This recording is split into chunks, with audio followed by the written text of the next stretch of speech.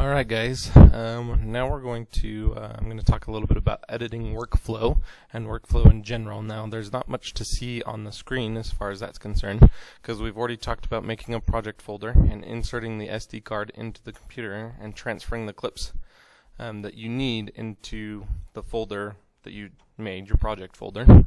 Okay, and then you take out the SD card and make sure your footage is organized into folders or whatever. That way you know where all of your raw footage is. Okay, so now what we're going to do is we're going to go ahead and click here on all programs and Adobe Premiere Pro. Or if you use Premiere Pro a lot, it will automatically, Windows will automatically put it here as a often used program. Okay, so I'm just going to go ahead and click on Adobe Premiere Pro, let that open up. And we'll talk about setting up and importing footage. And then we'll also talk about, in later tutorials, about editing and exporting the video when you're finished. So three tutorial videos coming here.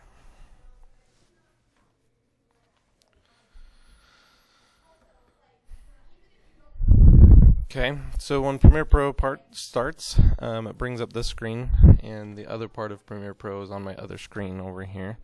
So we'll bring that up here in just a second, but let me bring my notes back up. To start a new project, you're going to do New Project, okay, and it brings up this screen right here. There's the background of Premiere Pro. And we can name this anything. This is project name, so this is something that will be key for you to know, not necessarily for me to know. Okay, so you can title this whatever. Again, if we're working with our example of football highlight, we might want to say football highlight, because a name like this isn't going to mean anything to anybody, including you, and you'll lose your project and you'll be like, I don't know which one it is. And then you'll be clicking through a bunch of different projects and wasting time.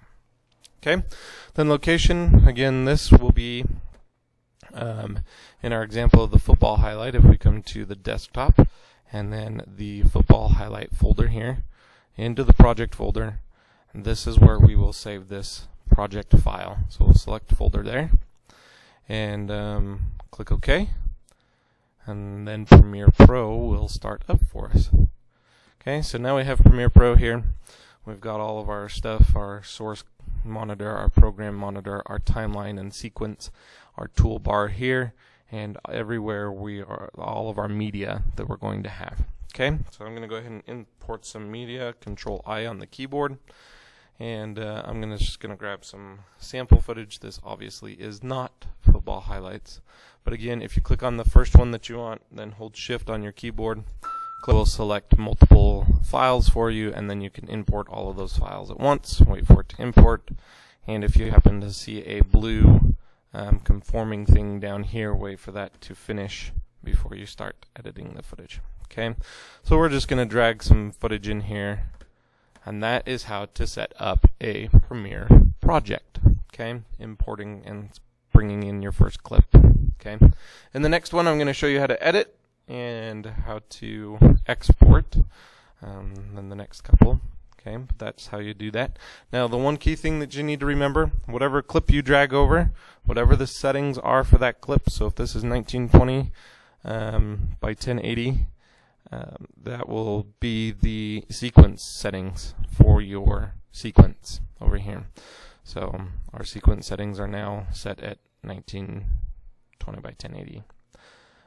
So if you were to drag a 4K resolution video clip in here, it would look zoomed in. If you were to drag a smaller resolution like 720 or 480p standard definition, it will look zoomed out, and there will be a black box that appears up and around here.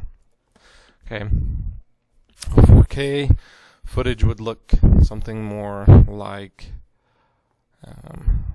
this, right?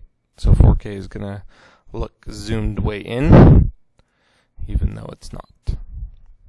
Okay, So that's how to do that, and always work in your lowest resolution.